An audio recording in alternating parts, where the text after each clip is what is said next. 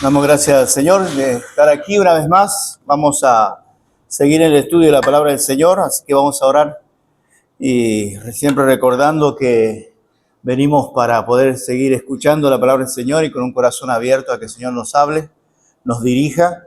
Así que vamos a orar y vamos a dejar este tiempo de escuela dominical en las manos del Señor. Oremos. Padre, te damos gracias, Señor, por la oportunidad que nos das de levantarnos, Señor. Gracias por tu palabra. Gracias también, Señor, por venir a la iglesia. Pedimos, Padre, que tú nos ayudes, nos dirijas y que podamos seguir aprendiendo, Señor, que podamos sacar enseñanza para nuestras vidas, Señor, que pueda ser de gran bendición y también de desafío para vivir conforme a tu palabra. Oramos, Señor, por este tiempo y oramos en el nombre de Cristo Jesús. Amén, Señor. Amén. Bien, estábamos hablando de dos responsabilidades que tiene la iglesia. Estuvimos, en cierta manera, mencionando una vida que represente a Cristo y adorne la doctrina. Estuvimos explicando el otro día. Y también un testigo hasta lo último de la tierra, ¿sí? Entonces, cuando nosotros pensamos hasta lo último de la tierra, nos acordamos que el Señor dijo, me seréis testigo, ¿verdad? Y va a dar un orden en el cual va a mostrar hasta dónde nosotros tenemos que hacer la obra de Dios. No solamente en el entorno en que estamos, sino también avanzar como obra misionera, avanzar y poder llegar a aquellos lugares donde se necesita el evangelio, ¿sí? Con respecto a lo que son algunas situaciones, dentro de lo que es el lugar que esperamos, donde vamos a ir, y dentro de eso encontramos lo que son que los muertos serán levantados, ¿sí? Ahí tenemos 1 Tesalonicenses 4, 1 Tesalonicenses capítulo 4, versículo 13 en adelante, un pasaje muy conocido, pero que nos habla acerca de lo que ha de acontecer en este caso, hablando acerca de los creyentes en Cristo Jesús, ¿sí? Y entonces en el pasaje nos enseña, ¿verdad?, algunas cosas interesantes y lo vamos a ver después. Después también los vivos serán trasladados, 1 Corintios 15, 20 al 27, son dos citas que vamos a estar analizando y viendo, ¿sí? En primer lugar, busquemos ahí 1 Tesalonicenses capítulo 4, versículo 13 al 17. 1 Tesalonicenses, pasaje muy conocido, pero que es bueno mencionarlo. Dice así, 1 Tesalonicenses capítulo 4, versículo 13. Tampoco queremos, hermanos, que ignoréis acerca de los que duermen, para que no entristezcáis como los otros que no tienen esperanza. Porque si creemos que Jesús murió y resucitó, así también traerá Dios con Jesús a los que durmieron en él. Por lo cual os decimos esto en palabras del Señor, que nosotros que vivimos, que habremos quedado hasta la venida del Señor, no precederemos a los que durmieron. Porque el Señor mismo con voz de mando, con voz de arcángel y con trompeta de Dios, descenderá del cielo y los muertos en Cristo resucitarán primero. Luego nosotros los que vivimos, los que hayamos quedado, seremos arrebatados juntamente con ellos en las nubes para recibir al Señor en el aire. Y así estaremos siempre con el Señor. Y luego dice, por tanto, alentados los unos a los otros con estas palabras. Entonces, cuando pensamos con respecto a lo que es el lugar que nos espera, en el caso del creyente, encontramos que ese lugar lo va a definir este pasaje diciendo que el Señor un día va a venir a buscar a su iglesia y que los muertos en Cristo, que son denominados como los que durmieron, los muertos en Cristo resucitarán primero y luego nosotros los que estemos vivos, no sé quién estará vivo en ese momento, todos anhelamos que sea pronto, ¿verdad? Anhelamos irnos con el Señor, pero nadie sabe el día ni la hora, solamente el Señor sabe cuándo es. Pero una cosa sí es cierta, nos invita a nosotros a vivir expectante de que ese momento viene, expectante de que el Señor ha prometido que va a buscar a su iglesia. Ahora, qué bueno es saber y trae consolación y trae esperanza el hecho de que los muertos en Cristo resucitarán, ¿verdad? Y entonces, algunos dicen por ahí, yo he visto a los evangélicos decir que van a resucitar y no he visto a ninguno que ha resucitado. Tranquilo, no es cuando nosotros queremos, es en el tiempo de Dios. Y es en la voluntad de Dios y es cuando Dios lo ha determinado, ¿sí? Entonces eso va a ocurrir, claro. El hecho de que no haya ocurrido no quita la veracidad de que va a ocurrir. Eso va a acontecer. Está escrito en las Escrituras Creemos en la Escritura firmemente que es palabra de Dios, por lo cual creemos que lo que Dios dice lo va a cumplir, como ha cumplido todo lo que ha prometido. Y seguirá cumpliendo todas aquellas cosas que todavía ha dicho y va a cumplir, con respecto a las profecías, con respecto a las promesas. Entonces, de la misma manera, el Señor, como dijo que iba a morir y que iba a resucitar, murió y resucitó, de la misma manera Él promete que va a levantar a los muertos en Cristo, y eso es lo que nos da esperanza, y eso es lo que nos da a nosotros, ¿verdad?, consuelo en diferentes momentos de nuestra vida. Entonces, tener esto en cuenta. En la gloria seremos juzgados, y eso lo vamos a ver un poquito más adelante. Perderán o recibirán galardones, ¿verdad? Eso lo encontramos allí en 1 Corintios 3, 9 al 15. Sería bueno que podamos ir. 1 Corintios 3, 9 al 15. 1 Corintios 3, 9 al 15, y vamos a leer en ese pasaje. Busquemos ahí, por favor. Tenemos que entender que el Señor un día nos viene a buscar, pero hay un momento que es un momento donde seremos juzgados, y el término, sencillamente, en el caso de los creyentes, tiene que ver con perder o ganar galardones, ¿sí? Y ahí está 1 Corintios 3, 9 al 15. Si lo tiene, vamos a leerlo. 1 a los Corintios 3, 9 al 15, sí. Porque nosotros somos colaboradores de Dios y vosotros sois labranza de Dios, edificio de Dios. Conforme a la gracia de Dios que me ha sido dada, como perito arquitecto, pues el fundamento y otro edifiquen. Use el fundamento y otro edifiquen. Pero cada uno mire cómo sobreedifica, porque nadie puede poner otro fundamento que el que está puesto, cuál es Jesucristo.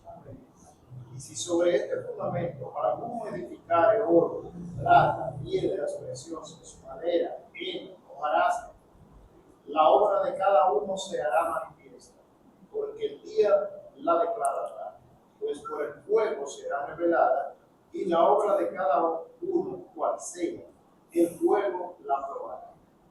Si permaneciere la obra de alguno que sobreedificó, recibirá recompensa. Si la obra de alguno se quemare, él sufrirá pérdida. Si bien él mismo será salvo, aunque así como por fuego. Muy bien. Entonces, si nosotros notamos ahí, tenemos que entender que en el caso de esto que habíamos mencionado el otro día, ¿cómo se llama este tribunal que menciona 1 Corintios? ¿Cómo se llama ese tribunal? Que después lo vemos en el 9, 18 y en adelante, ¿verdad? No, no, ese es para los inconversos. Sí. ¿Cómo se llama este tribunal? Estoy dando la primera palabra. Tribunal de Cristo, así es, Tribunal de Cristo, así es. ¿Qué dice el 9, 18 al 27? Ahí mismo de 1 Corintios, ¿verdad? 9, 18 al 27.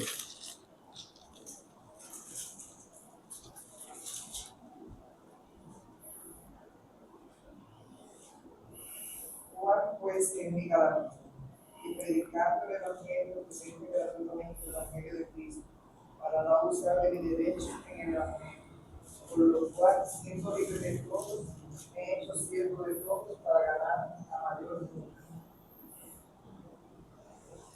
Hasta el 27, sí. Me he hecho a los judíos como judíos para ganar a los judíos, a los que están sujetos a la ley, aunque yo no esté sujeto a la ley, como sujeto a la ley, para ganar a los que están sujetos a la ley, a los que están sin ley, como si yo estuviese sin ley, no estando yo sin ley de Dios, sino bajo la ley de Cristo, para ganar a los que están sin ley.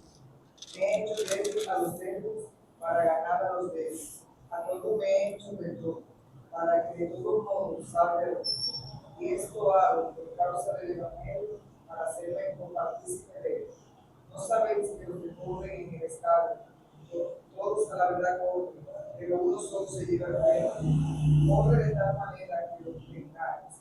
Todo aquel que lucha de todos se abstiene. Ellos a la verdad para recibir una corona corruptible, pero nosotros un incorruptible. Así que yo de esta manera corro, no como a la aventura, de esta manera peleo, no como con tus pies golpeo el aire, sino que golpeo mi cuerpo y lo pongo en servidumbre. No sea que habiendo sido veraz para otro, yo mismo venga a ser heredero. Excelente. Dice el 18, ¿cuál pues es mi galardón? Que predicando el Evangelio presente gratuitamente el Evangelio de Cristo para no abusar de mi derecho en el Evangelio, ¿no? Entonces, galardón.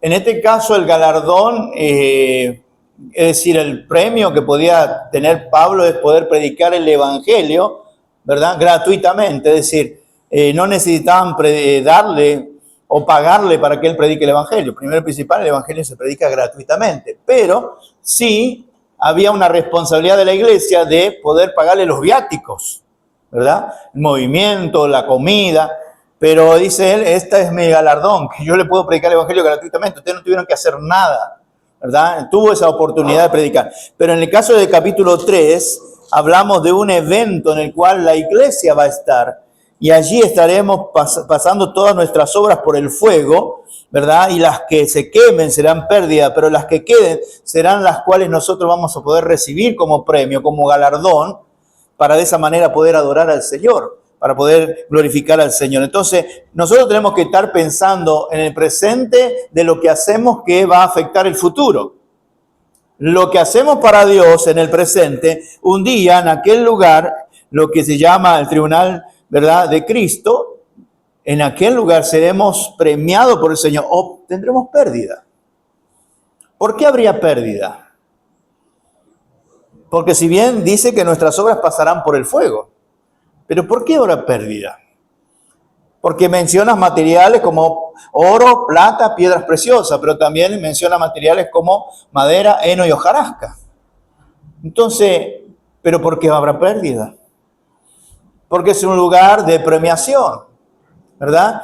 Y un lugar de premiación es un lugar donde se supone que vamos a recibir, ¿verdad?, ese premio de lo cual nosotros hemos logrado.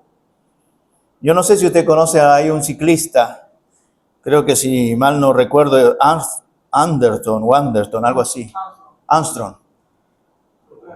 Él ganó muchos premios, pero llegó un punto de su vida donde él perdió todo por tomar cosas que son ilegales, ¿verdad? Y por causa de no haber corrido honestamente, por más que ganó muchos premios, llegó a un punto donde le quitaron todos los premios.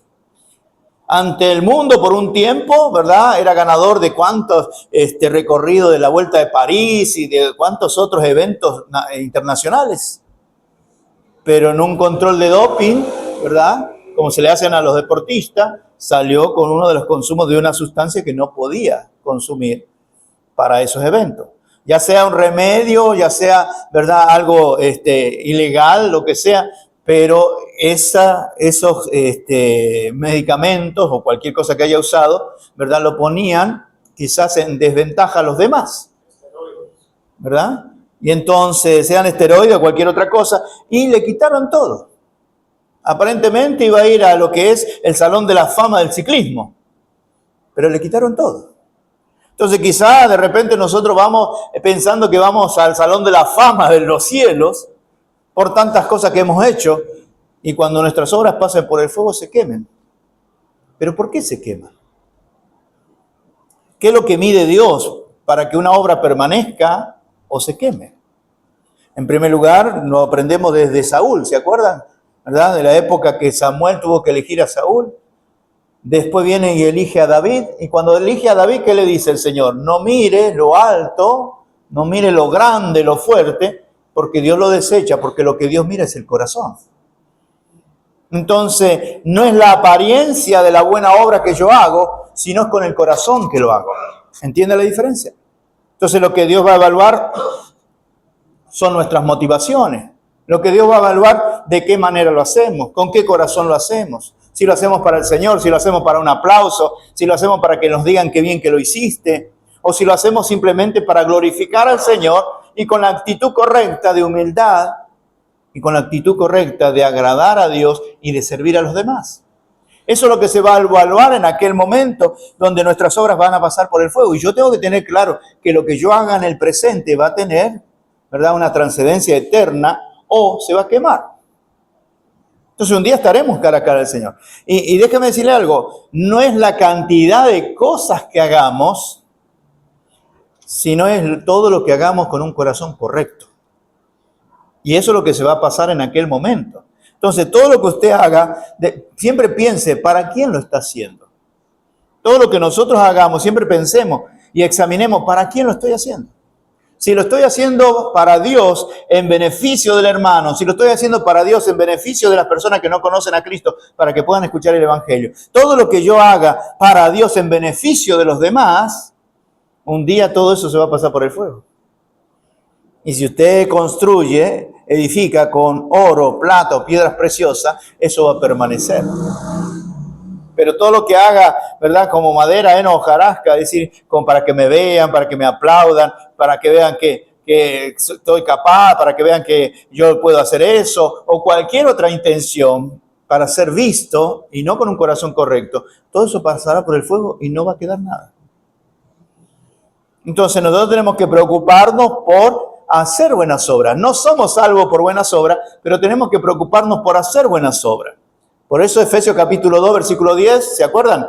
Efesios 2, 10 dice, porque somos hechuras suyas, creados en Cristo Jesús para buenas obras, las cuales Dios preparó de antemano para que anduviésemos en ellas. Entonces, cada uno de los que están sentados aquí, cada uno de los que pueden ver, sencillamente el Señor, al estar en Cristo, tiene preparadas buenas obras para que nosotros andemos en ellas.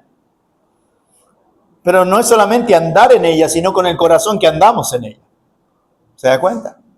Entonces, todo lo que hagamos desde aquí hacia afuera, no es para que vean, qué iglesia. No, es para glorificar al Señor.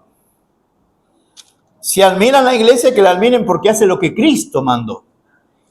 Y quieren estar con nosotros por el amor que aquí vivimos en Cristo, ¿verdad? Y disfrutamos en Cristo. Y que ellos puedan ver a Cristo en nosotros. Entonces, tenemos un desafío grande porque un día vamos a pasar. Déjeme decirle algo, me tiemblan las piernas pensar que voy a estar cara a cara con el Señor. Y que todo lo que yo hice va a pasar por el fuego. Y quizás estoy llamando, mira, guárdame 5 o 6 containers para recibir los premios. Y quizás me alcance una cajita. ¿Entiende la idea? Entonces, con esto no le estoy desanimando que lo que usted ha hecho para el Señor, despreocúpese, lo que usted hizo para el Señor con un corazón correcto, eso es premio. Pero sí le desafío a examinarse cada vez que va a servir al Señor, ¿cómo lo va a hacer? ¿Con qué corazón lo va a hacer? Si es para que lo miren, si es para que vean la capacidad que usted tiene, o es para que Dios se glorifique en todo lo que hacemos. Eso es lo que nos enseña 1 Corintios capítulo 3, versículo 9 en adelante. Pensando de que un día el Señor nos va a premiar. No tendrías que ni premiarnos, ¿verdad? No tendrías que ni premiarnos, porque ya con la salvación es suficiente. Pero Dios es tan bueno que sencillamente Él quiere premiarnos. Sí, dile que están del otro lado los niños. Entonces son cosas que tenemos que tener claras y tenemos que tener en cuenta, ¿verdad? De que Dios es tan bueno que quiere, aparte de la salvación, aparte de habernos salvado del fuego eterno, también nos quiere premiar un día. Así que el servicio para el Señor es voluntario, claro, Dios llama para que le sirvamos, pero del momento que le servimos al Señor, comienza en nuestra cuenta, ¿verdad?, en los cielos, a sumar. Por eso el Señor, ¿qué dijo? ¿Se acuerda? No os hagáis tesoros en la tierra, donde hay ladrones que minan, ¿verdad? Sino haced tesoros en los cielos. Entonces usted tiene un banco seguro, y ese banco es el cielo, donde todo lo que usted va haciendo va a estar en su presencia, y un día va a ser juzgado por eso. Entonces, el cristiano tiene que enfocarse no solamente en las cosas que tiene que hacer acá, sino enfocarse que lo que hace tiene una trascendencia. Y lo que hacemos para el Señor tiene una trascendencia eterna. Y yo quisiera poder arrodillarme a los pies del Señor y poder tener con qué glorificar al Señor. ¿Y eso qué hace? Examinarme. ¿Eso qué hace? Mirar para quién hago las cosas, ¿verdad? Si es para los hermanos, no, primero hágala para el Señor. y después para beneficio, no para el halago, no para la vanagloria, porque la gloria es del Señor y de nadie más. El Señor no comparte su gloria. A veces nosotros nos podemos convertir en ladrones de gloria, tratando de tomar la gloria de Dios para que nos la den a nosotros. No, nosotros somos siervos del Señor, de ahí no vamos a salir. Y gracias a Dios que somos siervos del Señor. Y no importa el puesto que tenga, el puesto donde estés, somos siervos del Señor. Si aquel que es el Señor vino a este mundo no para ser servido, sino para servir, imagínense nosotros. Y siempre vamos a decirlo, la cabeza de la iglesia es Cristo. Nosotros somos consiervos. ¿Cuál es su meta? A ver, yo me gustaría escuchar. ¿Cuál es su meta como iglesia? A ver. ¿Qué meta usted tiene para siendo parte de la iglesia? A ver, me gustaría escuchar. Sí. Servir a Cristo, como pide ahí. Servir a Cristo. Llevando su mensaje, Muy bien. predicando lo que el Señor nos manda a predicar, haciendo que nuestra iglesia crezca, con Cristo siempre en la cabeza. Ok. Ser ejemplo de Cristo a los demás. Muy bien. Que ven en la iglesia y en nosotros un ejemplo de que nos tenemos el amor de Cristo. Muy bien. Sí, mi hermano. Ahora le doy. Ayudar al crecimiento de la iglesia cuanto a la predicación y en el servicio. Ok, muy bien. Ayudar a la familia y a los hermanos que no han sido congregados en la iglesia. Ayudar en esa parte. Muy necesario y muy importante para la iglesia. Para que puedan llegar al Señor. Muy bien. Muy bien. ¿Los hombres han hablado? ¿Y las damas? Sí. Mi meta es que mi casa y yo serviré en esa vida. Amén, amén. Esa es una meta hermosa, bíblica, ¿verdad? Muy bien. ¿Qué más? Eso es lo mejor que puede pasar, ¿no? Tener a la familia completa en el Señor. ¿Qué más? ¿Qué otra? O sea, ¿qué otra expectativa tiene para la iglesia?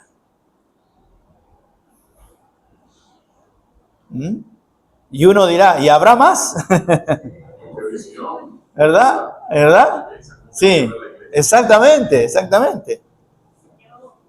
Mi meta es ayudar en todo en la iglesia para que la iglesia crezca, que podamos tener una iglesia de nosotros, y motivar a las personas que vengan y servir en los ministerios según el nombre de Dios. Exacto. Entonces, en otras palabras, es lo que dice allí, según Timoteo capítulo 3, versículos 16 y 17, ¿no? ¿Verdad? Cuando vemos el versículo que la palabra de Dios es inspirada, pero después dice, a fin de que todo hombre sea perfecto, enteramente preparado para toda buena obra. Entonces la pregunta es, ¿me voy a quedar en visión, en planes, o lo estoy haciendo? La acción. Porque la visión es hermosa, ¿verdad? Tener la familia del Señor, excelente. Poder usar los dones al servicio del Señor, excelente. Que la iglesia crezca, excelente. Ahora, yo le voy a decir un punto más, sí. Yo creo que Dios va a premiar más el amor de Dios. Pero el amor trae acción y la acción trae obras, ¿verdad? Entonces, lo que hacemos con amor, disfrutamos del amor en Cristo, pero no nos podemos conformar de solamente disfrutar nosotros del amor. Tenemos que compartir ese amor con los demás. ¿Entienden? Entonces el amor es acción. Y el amor va a traer siempre alguna acción al beneficio de un hermano o al beneficio de alguien que no conoce al Señor. Entonces eso es sumamente importante. Ahora, déjeme decirle algo. Tenemos que pensar de una forma local y de una forma universal. ¿Cómo así? De una forma local queremos que la iglesia conozca, crezca, que la gente conozca al Señor y crezca, ¿verdad? Queremos eso. Pero de una forma universal queremos que la obra de Dios avance. ¿Por qué digo eso? Porque, ¿sabe cuál es uno de mis anhelos? Que de la iglesia salgan pastores y misioneros. Es uno de mis anhelos. Que las generaciones que vienen puedan salir pastores y misioneros. Que son las cosas más escasas. Poder salir de aquí algún pastor o alguien que pastoree aquí la iglesia y otro que salga para otro lugar a dirigir y a servir. ¿Usted cree que podemos? Podemos trabajar para que ellos puedan prepararse y hacer la obra de Dios. Entonces, es una meta local que la iglesia crezca. Y es una meta universal que de aquí puedan salir obreros, ¿verdad?, para ir a hacer la obra en diferentes lugares. Y esa es la meta. Es increíble que Europa enviaba misioneros, hoy día necesita misioneros. Es increíble. Estados Unidos enviaba misioneros y pastores y hoy están necesitando misioneros y pastores. Estados Unidos. De aquí mismo de Dominicana, muchos pastores han ido a trabajar a Estados Unidos. Están pastoreando en la parte latina, ¿verdad? En la parte de español. Están pastoreando. ¿Por qué? Por la necesidad que hay de pastores. La necesidad que hay de misioneros. Y si nosotros podemos trabajar para preparar para no solamente el próximo pastor, sino también para que puedan salir afuera y puedan ser parte de la obra de Dios, tenemos que pensar de esa manera. Porque si no, le cambiamos el nombre, misionero. Y dejamos solamente iglesia bautista. Pero estamos pensando en la misión y podemos ser parte de la misión. Comenzamos a orar por eso, comenzamos a ver de qué manera ayudar, pero también preparando que si el Señor llama a alguien, para mí no es una pérdida, para mí es una bendición que alguien quiera decir, bueno, yo me voy a tal lugar a servir. Porque entiendo que es un brazo extendido de la iglesia que puede ir a lugares a servir y ser útil para la gloria de Dios. Pero tenemos que orar por nuestros jóvenes, están flojos nuestros jóvenes. No hablo de lo que son nuestros, sino con los que estamos trabajando. Están flojos. Esta generación no quiere saber del Señor. Esta generación le gusta mucho la diversión y ahí. Pero cuando hablamos de ser serios en la palabra, ahí es donde nos ha costado un montón. Pero oremos por los jóvenes. Nosotros vamos para viejo. Necesitamos una nueva generación firme y fuerte que pueda servir al Señor. Claro que a algunos nos falta todavía 40, 50 años, pero hay que preparar relevo. Hay que preparar el relevo. Entonces, cuando pensamos en esto, mis hermanos, hay mucho que hacer. Las más adultas tienen que trabajar en las más jóvenes. Los más adultos tenemos que trabajar en los más jóvenes. Y déjeme aprovechar ¿verdad?, este tiempo para decirle, mis hermanos, me gustaría que usted se acerque a los jóvenes. Que pregunte, que hable, que lo haga parte, ¿verdad? Que usted cada vez que viene un joven lo haga sentir bien, parte como de nosotros. Es importante eso. Es importante. ¿Por qué? Porque una cosa es que esté aquí un viernes y otra cosa es que cuando venga el domingo usted se acerque, le anime. Mira, estamos una familia en el Señor. ¿Verdad? Y a veces, yo me río con José Luis, porque a veces José Luis agarra y, ven, vamos a enseñarte esto. Y se mete por ahí, ¿verdad? Y esas son las cosas que ayudan. ¿Por qué? Porque los jóvenes se sienten parte. No puede decir los viejos de la iglesia y los jóvenes de la iglesia. No, somos un cuerpo. Y como un cuerpo tenemos que estar apoyando. En lo que usted pueda ser útil para alguien, aproveche a hacerlo. Aproveche a hacerlo. Hágalo para el Señor, como estamos viendo, hágalo para la gloria de Dios, pero aproveche, haga parte, ¿verdad? Porque es probable que en un par de años esos jóvenes sean los que dirijan la iglesia.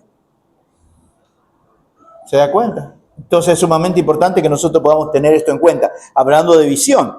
Después encontramos en Apocalipsis 19, 7 al 9. No solamente hablamos de la gloria, en la gloria seremos juzgados, hablamos de pérdida o de recibir galardones. Allí en Apocalipsis capítulo 19, vayamos al último libro de la Biblia. Capítulo 19.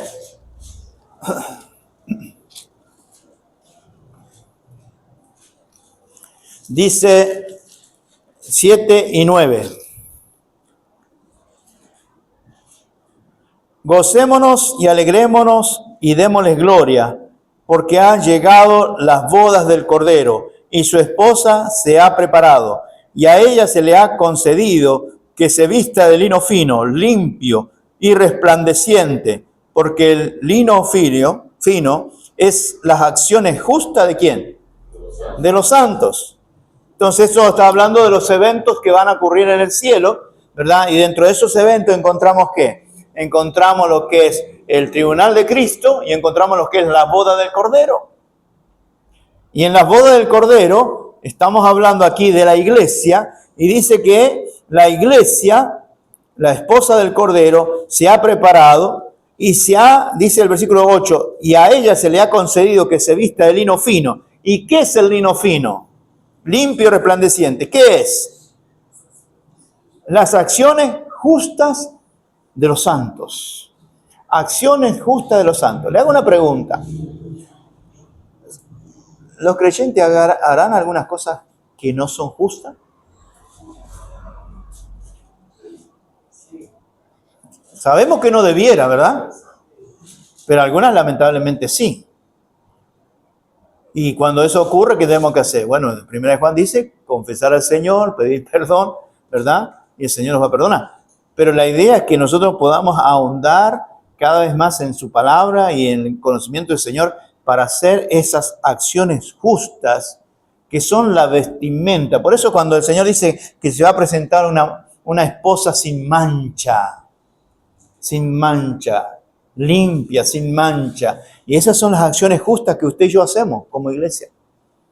Todo lo que usted hace para el Señor de una forma limpia, justa, eso es la vestimenta o es la credencial de la esposa a la hora de presentarse en los cielos, ¿no? Se le ha concedido, interesante esa palabra, a ella se le ha concedido que se vista de lino fino, limpio y resplandeciente. ¿Usted conoce el lino? ¿Sí? ¿Cómo es el lino?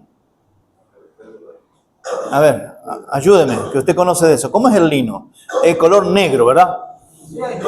¿Verdad? Hay negro de los colores, que el color blanco del lino es más resplandeciente que cualquier otro tejido. Exactamente. Es más fresco, es mejor de llevar. Excelente. Entonces ya usted tiene ahí unas características. Si hay una arruga, se nota. De una vez. Sin mancha ni arruga. Y es difícil de planchar.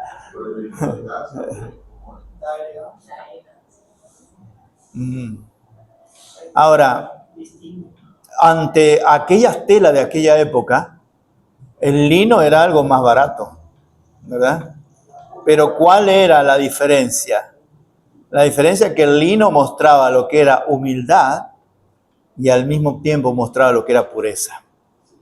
Si nosotros vamos a las vestimentas, ¿verdad? Y a los tipos de tela que había en aquella época, esta tela representaba eso. Y eso es lo que va a representar en los cielos. Las acciones justas ¿de quién? De los santos, ¿verdad? Que hicieron las cosas en humildad para la gloria de Dios y la hicieron de una forma limpia, que glorifica al Señor. También tenemos, participarán junto con Él en su reino. Ahí tenemos Lucas capítulo 12 y ahí mismo, vamos antes de salir de Apocalipsis, leemos Apocalipsis 11, el 19, 11 al 16, para aprovechar que estamos aquí. Apocalipsis 19, 11. Adelante. Entonces vi el cielo abierto, y he aquí un caballo blanco, y el que lo montaba se llamaba Fiel y Verdadero, y con justicia juzga y pelea. Sus ojos eran como llama de fuego, y había en su cabeza muchas diademas, y tenía un nombre escrito que ninguno conocía, sino él mismo. Estaba vestido de una ropa teñida en sangre, y su nombre es el Verbo de Dios.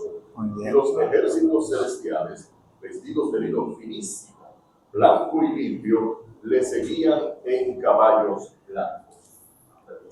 Sí.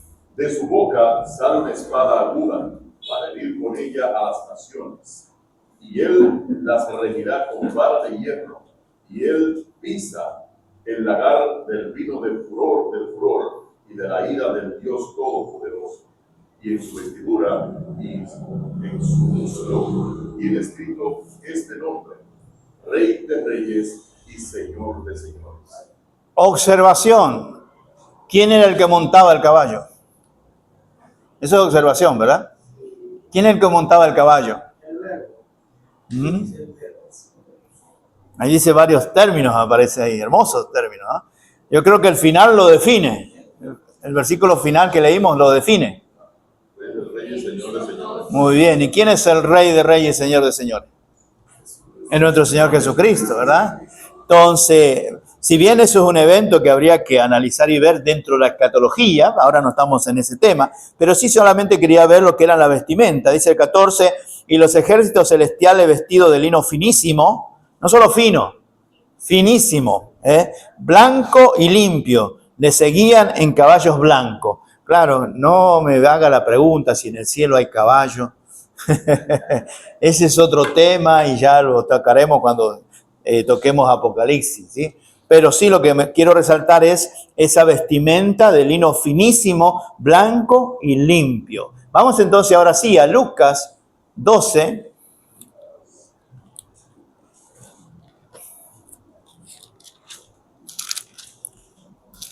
Lucas capítulo 12.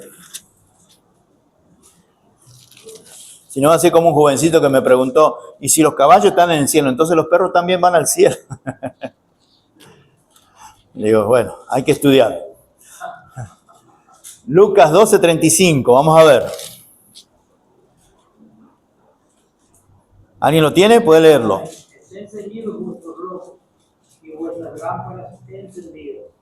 Y vosotros sed semejantes a hombres que aguardan a que su Señor regrese de las bodas, para que cuando llegue y llame, le abran enseguida.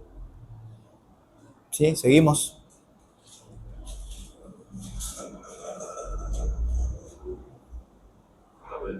Sí, seguimos para poder tener el contexto completo.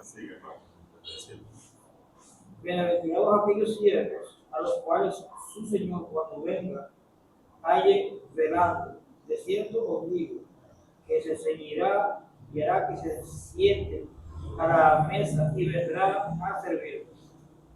Muy bien. Ahora, cuando estamos pensando en esto, estén ceñidos vuestros lomos. ¿Cuál es la idea? ¿Qué les hace pensar? Vuestras lámparas encendidas. Estar preparado, ¿verdad? Estar preparado. Y entonces, ¿con qué nos vestimos? Aquí nos vestimos con un montón de cosas. Ahora, ¿dónde seremos vestidos de lino fino? En los cielos, en los cielos. Entonces, aquí nosotros tenemos una vestimenta de guerra. Por eso Efesios capítulo 6, del 10 en adelante, dice, vestido de toda la armadura de Dios para que podáis estar firmes, ¿verdad? Ante las acechanzas, cuando vengan los días malos y aún ante la acechanza de Satanás. Estamos vestidos ¿de qué? De guerra, pero llegará un momento donde estemos en la presencia del Señor, que vamos a ser vestidos, ¿verdad? Con eso lino finísimo, lino limpio, blanco, resplandeciente. Es decir, eso será en la presencia del Señor. Mientras tanto, por debajo de la vestimenta que tiene que ver con la armadura, tenemos que tener una vida limpia, una vestimenta limpia. Eso habla de santidad. Entonces tenemos dos puntos aquí para enseñarle. Está el punto de la posesión del cristiano, posesión, y está el punto de la práctica del cristiano. En la posesión del cristiano hay vestimentas de lino finísimo, resplandeciente, blanco. Ahora, en la práctica necesitamos mantenernos limpios. En la práctica necesitamos todos los días mantenernos limpios, alejarnos del pecado, alejarnos de las cosas, pero al mismo tiempo estar vestido y listo para irnos.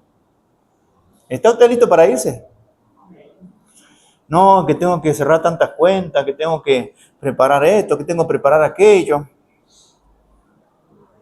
Si usted y yo no estamos, ¿se acaba todo? ¿Qué le parece?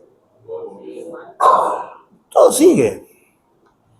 Pero si nos llegó el momento, lo que Dios quiere de nosotros es que estemos listos. Y estar listo no significa, si el Señor dice, ya este está listo, me lo traigo a la presencia. No significa eso. Estar listo habla de velar y orar para no entrar en tentación. Estar listo habla de velar y orar porque el Señor viene a buscar a su iglesia, ¿verdad? Estar listo habla de estar preparado. ¿Por qué? Porque el Señor dio una promesa y la va a cumplir en cualquier momento. Entonces, el Señor, ¿qué nos quiere encontrar? Estando listo y preparado. Señor, aquí estoy. Estoy haciendo tu obra, pero estoy listo. Sigo predicando el Evangelio, pero estoy listo. Sigo haciendo la obra en la iglesia, pero estoy listo. Y eso da la pendencia de saber que el Señor viene en cualquier momento. Y eso, el hecho de estar pensando que el Señor viene, me ayuda a vivir en santidad. Me ayuda a vivir, ¿verdad?, para glorificar al Señor. Me ayuda a aprovechar el tiempo, porque el Señor puede venir en cualquier momento. Yo no sé cuántos años usted tiene o meses de convertido, pero si hoy viniera el Señor y tuviera que ir usted a lo que es el tribunal de Cristo, ¿cuántas obras suyas pasarían por el fuego?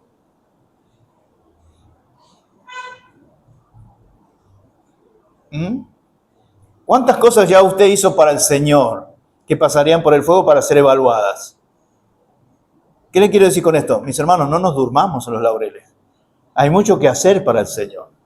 Y no importa que tengamos meses o años, hay que servir al Señor. Hay que estar listo y preparado. Estamos mirando que el Señor viene, pero mientras Él viene, déjame predicarle a este, déjame predicar a aquel, déjame hacer esto para la obra del Señor, déjame seguir haciendo esto, déjame permanecer firme en el Señor. Así, porque estamos pendientes que el Señor viene, pero todavía hay mucho por hacer. Y quizá usted comience algo y otro lo termine. Pero usted comenzó, ¿verdad? Entonces necesitamos, mis hermanos, estar activos. Los miembros de la iglesia tienen que estar activos en la obra de Dios. Porque todo lo que usted me compartió, es hermoso escucharlo. Pero ¿qué requiere? Que todos estemos activos. ¿Le doy un secreto?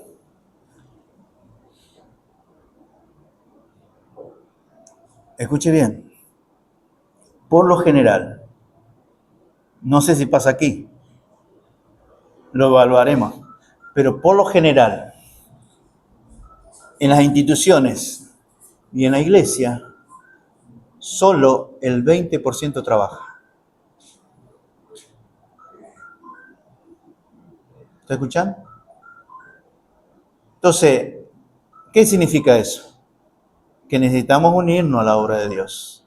Necesitamos unirnos a lo que se está haciendo. Necesitamos unirnos para seguir adelante, haciendo las cosas que a Dios le agrada. Porque si solamente el 20% hace, porque quizás se malinterpretó, que los líderes hacen. No, somos hermanos y consiervos, todos tenemos que hacer. Y el hecho de que alguien diga, vamos a hacer esto, está bien, perfecto, pero todos tenemos que estar en la disposición de servir. Entonces, imagínense si cambiamos de un 20 a un 80%. El 80% de los hermanos están activos en la obra de Dios. ¿Cómo estaría la iglesia?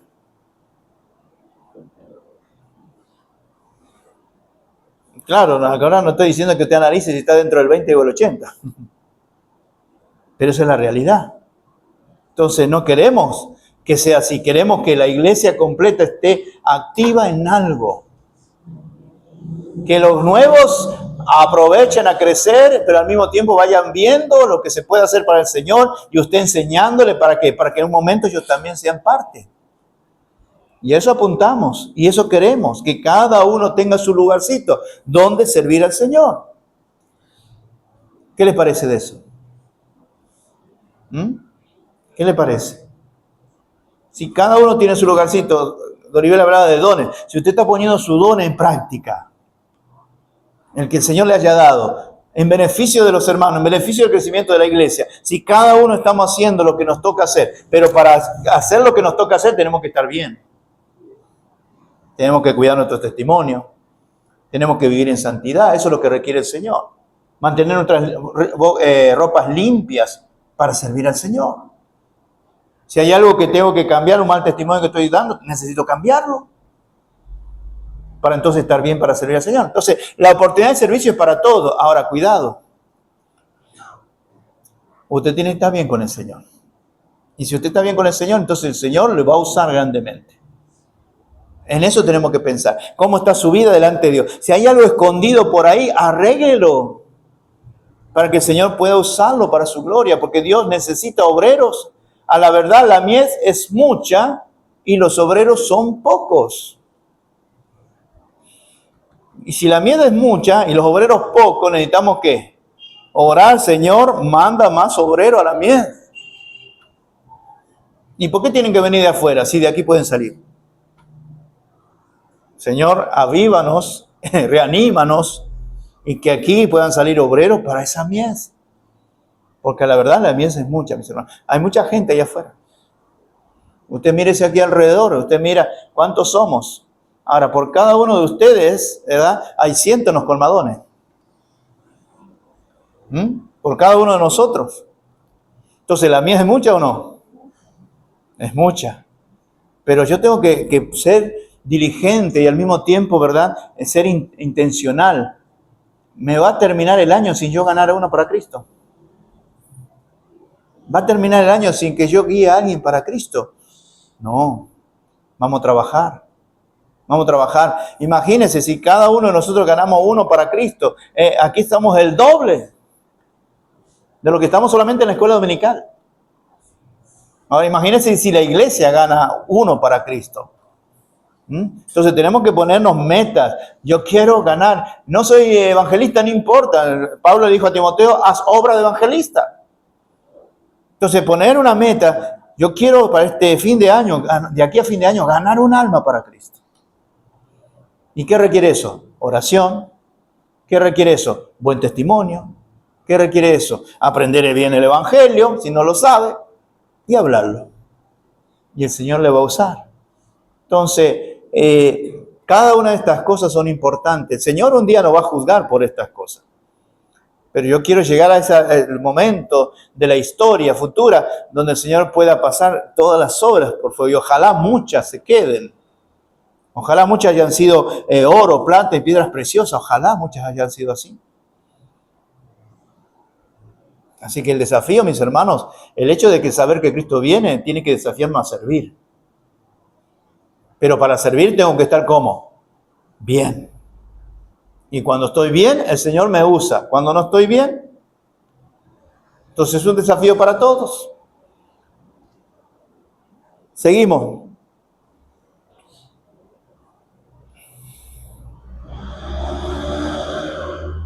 Puntos comunes entre lo que es el judaísmo y el cristianismo. Dios, hombre, justicia, pecado y redención. ¿Verdad? Si hablamos de Dios, hablamos el Pentateuco, comenzando por Génesis, en el principio creó Dios los cielos y la tierra, ¿verdad? Si hablamos del hombre, entonces dijo Dios, hagamos al hombre, ¿verdad? La justicia para nosotros fue lograda por Cristo en la cruz del pecado, por nuestros pecados, murió por nuestros pecados, derramó su sangre preciosa. La justicia de Dios exigía la muerte por el pecado y el Señor tomó nuestro lugar. Y si hablamos de redención, el plan de redención de nuestro Señor Jesucristo logró que nosotros hoy estemos aquí. Y seguirá trabajando la obra del Señor para que otros vengan. Entonces, si hablamos del judaísmo, habla de un Dios creador, habla del hombre, habla de justicia de Dios, habla del pecado del hombre y habla de la redención. Si hablamos del cristiano, hablamos de lo mismo. Hablamos de un Dios creador y sustentador de todas las cosas. Hablamos de que Dios creó al hombre. Hablamos de la justicia de Dios ante el pecado del hombre. Y hablamos del plan de redención del Señor Jesucristo para nosotros. Le hago una pregunta. ¿Cómo es posible redimir al pueblo de Israel hoy día? A través de Jesucristo. ¿Cómo se puede redimir hoy a los gentiles? A través de Jesucristo. Entonces, el plan, los puntos comunes que tenemos con el judaísmo es Dios, el hombre, la justicia, el pecado y la redención. ¿Podrá algún judío hoy convertirse al Señor Jesucristo? Claro, claro que sí. Y hay muchos, gracias al Señor. ¿Cómo que le llaman? Cristianos, judíos mesiánicos. Así les llaman, ¿verdad? Los cuales han creído en el Señor Jesucristo y han recibido al Señor Jesucristo. Entonces, son puntos que tenemos en común con lo que es el judaísmo. Claro, entendemos que la salvación es en el Señor Jesucristo. Si fuera de ahí, también hablando de salvación, la responsabilidad humana y el destino humano. Si hablamos de salvación, ¿verdad? Entendemos que en ningún otro hay salvación, sino en el nombre de Jesús. ¿La salvación viene de dónde? ¿De dónde viene la salvación? De los judíos. La salvación viene de los judíos. ¿Por qué? Porque ¿dónde nació el Señor Jesucristo? ¿De qué tribu era el Señor Jesucristo?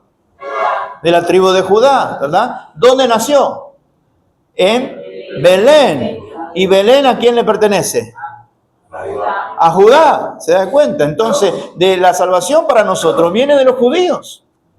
Por eso que no podemos dejar al lado a los judíos. Tiene que orar usted por Israel en este momento, ¿verdad? Por los judíos. Tiene que bendecir a Israel. Eso es lo que dice el Señor en su palabra. Pero compartimos lo que es la salvación. La salvación vino a través de los judíos. A tal punto que dice San Juan 1:11, a lo suyo vino y los suyos no lo recibieron. Entonces el 12 dice, mas a todos los que le recibieron, a los que creen en su nombre, le dio la potestad de ser hechos hijos de Dios. Entonces tenemos en común la salvación, claro, porque la salvación viene de los judíos. La responsabilidad humana. Ante Dios el hombre tiene que tener responsabilidad. y la responsabilidad de reconocer su pecado y tomar una decisión por Cristo, ¿verdad? Esa es la responsabilidad humana. Y después el destino humano, es decir, cuál es el lugar final de cada persona. Entendemos, para el judío es cielo con Cristo o fuego eterno sin Cristo, y para el gentil es exactamente lo mismo. Es cielo con Cristo o el fuego eterno sin Cristo. Ahora, qué bueno que nosotros entendemos que el Señor de ambos pueblos hizo uno solo. 7 rasgos distintivos entre el judaísmo y el cristianismo, para que usted lo pueda tener claro. Una cosa tengo que decirle, mis hermanos. La iglesia no es el Israel. La iglesia no es Israel. En ningún sentido, la iglesia es Israel. Hay gente que confunde y dicen que el Israel espiritual hoy es la iglesia. Cuidado con eso. Porque si la iglesia es Israel, tiene que pensar en los pactos, en las promesas, y tiene que pensar en la ley, en los mandamientos. Pero una cosa es los judíos y otra cosa es la iglesia. La iglesia no es Israel. ¿Qué vemos ahí? Una posición aceptable por parte del hombre delante de Dios, un modo de vida consistente con esa posición. Por ejemplo, el judío que creía en el Señor vivía en adoración al Señor, en sacrificio, ¿verdad?, delante del Señor, y vivía para el Señor. Un servicio señalado por Dios. Si hablamos de los judíos, ¿verdad?, el Señor le había dejado un claro servicio desde lo que era el tabernáculo, el templo y todo lo que tenía que hacer en llamado del Señor. Una base justa sobre la cual Dios puede perdonar con benignidad y limpiar al errado. En el caso del pueblo de Israel, ¿qué hacían? Por su pecado ofrecían animales, sacrificios, el cordero, ¿no es cierto?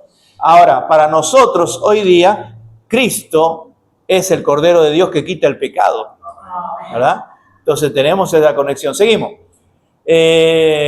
Leí el 4, el 5. Una clara revelación de la responsabilidad humana sobre la cual se pueden conseguir el perdón divino y la limpieza espiritual, ¿no? Esa responsabilidad del hombre. Tenés que tomar una decisión. Cree en el Señor Jesucristo y serás salvo, ¿verdad?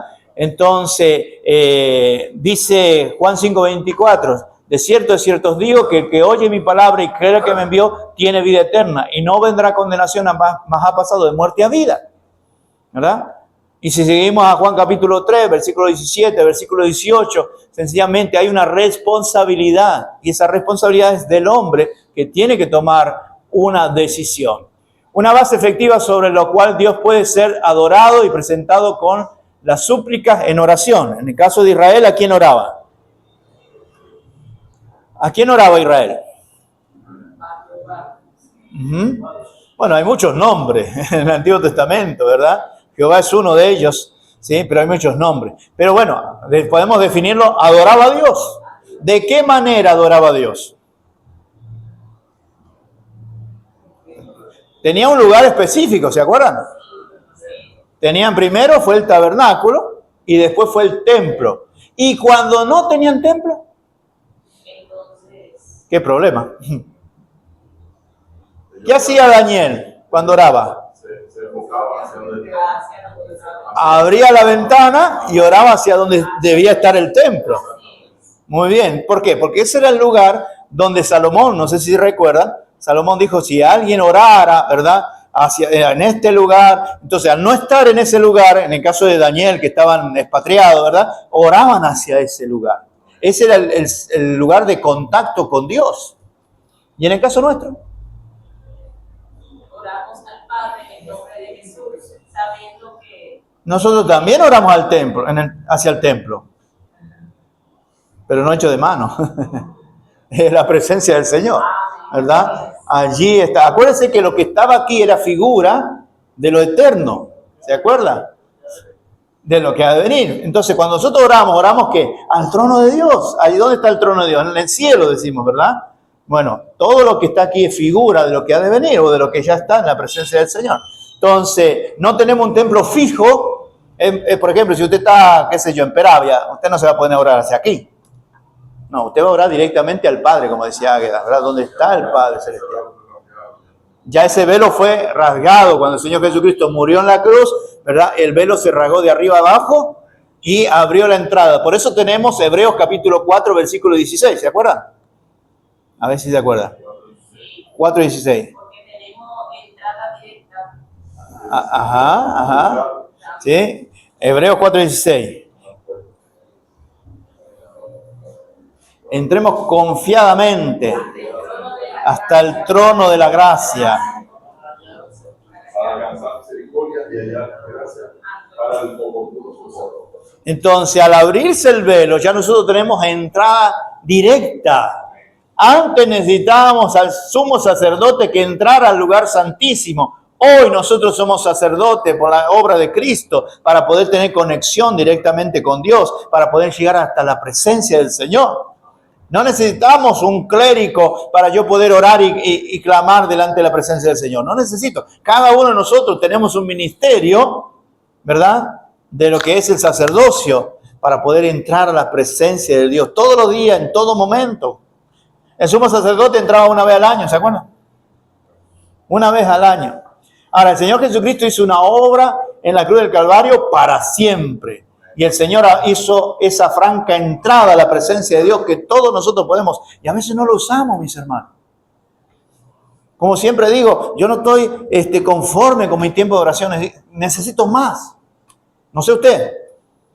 Pero no estamos conformes. Necesitamos más tiempo. Por eso Santiago dice, no tenéis porque no pedís. O sea, tú tienes el lugar donde ir y recibir y no estás pidiendo. Y si pedís, pedís mal. Pero tenemos un lugar y ese lugar es la presencia del Señor, ¿sí? Ahí van nuestras oraciones y nuestras súplicas. ¿A quién oramos nosotros? Al Padre, muy bien, muy bien. ¿En nombre de quién? Por eso terminamos la oración en el nombre de Jesús, Jesucristo. Muy bien. ¿Y quién lleva nuestra oración a la presencia del Padre? El Espíritu Santo. Tenemos una esperanza para el futuro. ¿Cuál es la esperanza del judío?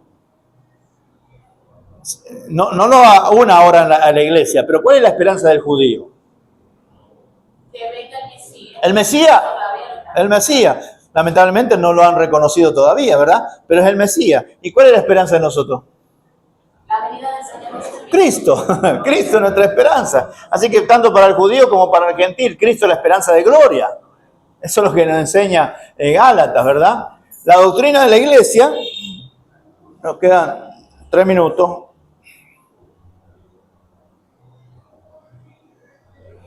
Dentro de lo que es la doctrina de la iglesia tenemos compañía de judíos y gentiles juntos con el Cristo crucificado, una nueva creación, un cuerpo, una esposa. A eso se está refiriendo a la iglesia, ¿no es cierto? Dentro de la iglesia los primeros 3.120 eran judíos. Hablando de la iglesia. Primero había 120 en el aposento alto, ¿se acuerdan? Después predicó Pedro, se convirtieron 3.000 personas. Así que los 3.120 primero de la iglesia eran judíos. Después viene el primer gentil que pertenece a la iglesia, que es, ¿quién era? Cornelio. Él y su familia y los vecinos que tuvieron y aceptaron al Señor. Y después viene el apóstol Pablo, que es enviado a predicar a los gentiles. Y ahí comienza todo lo que tiene que ver con el ministerio de los gentiles. Pero los judíos siempre se les predicó el evangelio de que comenzó la iglesia. Pablo entraba a la sinagoga, cuando lo sacaban corriendo, entonces iba a predicar a los gentiles. Pero nunca dejó de ir a la sinagoga a predicar el evangelio a los suyos, a su pueblo. Hoy día hay judíos que han creído en el Señor Jesucristo, claro que sí. Claro que sí, conozco algunos, ¿verdad?, que han creído en el Señor Jesucristo. La iglesia externa o visible, la asamblea de aquellos que se reúnen en cualquier lugar en el nombre de Cristo. En este caso nosotros somos la iglesia local, ¿verdad?, en nombre de Cristo. El andar y el servicio de aquellos que son salvados. Iglesia universal, lo hemos hablado, ¿no es cierto?, ¿qué es la iglesia universal? ¿Sí? Iglesia local, lo que acabamos de decir nosotros. Y el creyente, ¿cómo debe ser andar el creyente? Bueno, si usted tiene esa pregunta, vaya a Efesios capítulo, desde el 3 en adelante, y usted va a ver cómo debe andar el creyente. Y por último, presenta un conjunto de verdades de gran importancia. ¿Cuáles verdades? El propósito de Dios es, y a través de la iglesia, en contraste a su propósito terrenal de Israel, ¿verdad? Entonces el propósito de Dios es en la iglesia y a través de la iglesia. ¿Para qué? Para alcanzar aquellos lugares donde no han sido alcanzados, ¿sí? Entonces, ustedes recuerdan la oportunidad que tuvimos día San José de Ocoa. ¿Se predicó el Evangelio o no? Predicamos el Evangelio. Pronto viene algo parecido, pero predicamos el Evangelio. Entonces la iglesia, ¿verdad? Dios está cumpliendo los propósitos en la iglesia y a través de la iglesia. Y eso es sumamente importante. ¿Qué más?